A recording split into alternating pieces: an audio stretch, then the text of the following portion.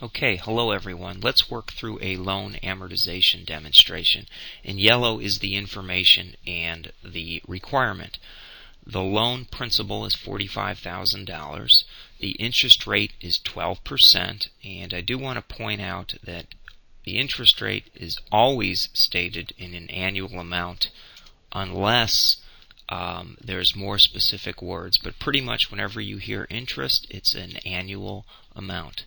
Okay, and the loan length of this loan is five years. It's in years.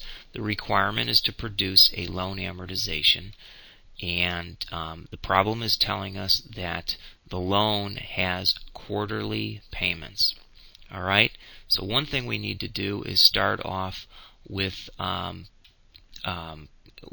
balance, and the balance that we start off with is $45,000, so we can put that right there. Now, we can put dates or payment numbers in here. Why don't we assume that right now it's January 1st of 2006. So we'll enter this as 1/1/2006. Okay, and I'll have the date be left justified if it's going to do that for me, and I'll format this down. Now what that means is we have quarterly payments on 4/1/2006 and 7/1/2006 and 10/1/2006, 1/1/2007. Okay, I'm wondering if I can simply copy that down, and in Excel will know what my pattern is. Now we know that it has to go 5 years with 4 payments per year. I know I need to bring this down 20 rows, possibly one more. Okay, so now I've got the dates worked in, and that followed the pattern that we liked.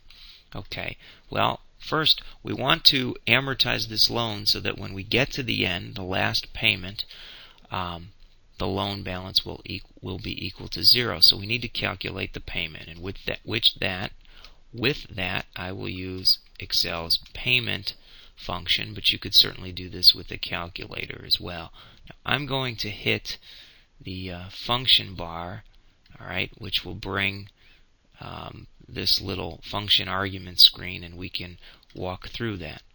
The rate is going to be equal 12%. However, it's on a quarterly basis, so we need to divide that by 4.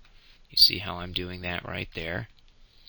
Okay, the number of periods is going to be 5 years, but with quarterly payments we need to multiply it by 4. The present value is the current amount of the loan. It's $45,000.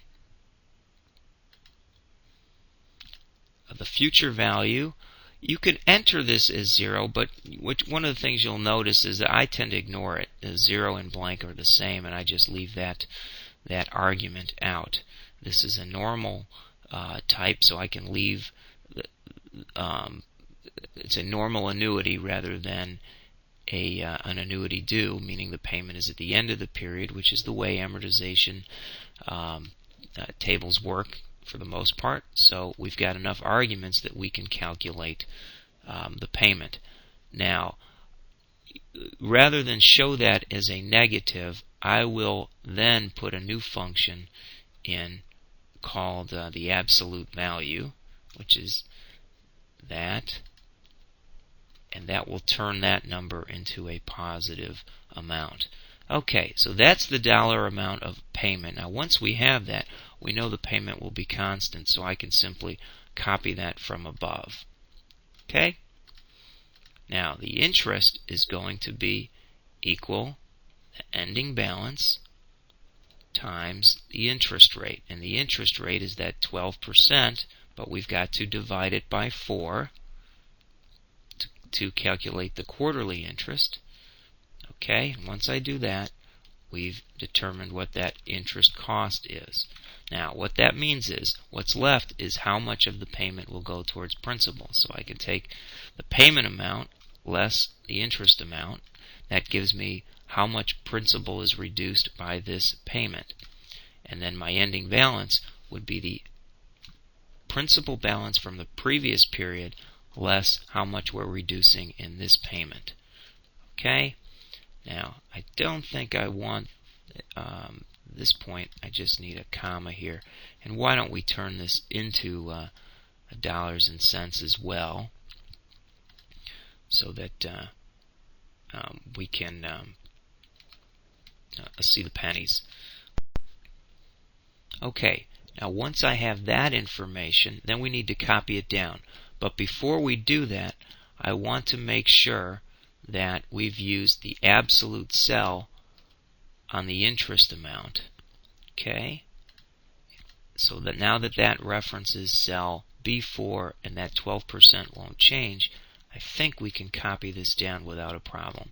Let's first convert all of these into dollars and cents. This one, of course, doesn't need the decimal point. Normally, you just put it on the first line of the row.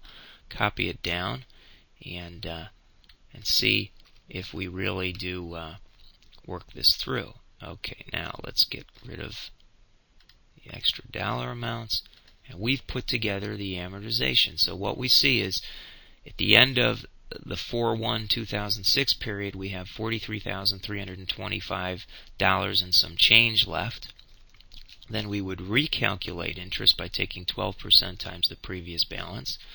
We would then subtract the interest from the payment amount, which is a constant dollar amount each period, to generate how much of principal was reduced, and then we take the prior principal balance less the principal reduced. Okay, now let me scroll down and show you that we indeed work out a balance, so that after 20 payments, which is 5 years times 4 payments per year at the end of the quarter, we actually work down to 0. So let me scroll down, and there you can see it. You see down at the bottom that our final balance, I'll put this in a nice little color here, works its way down to 0. And that is an Excel approach to putting together a loan amortization.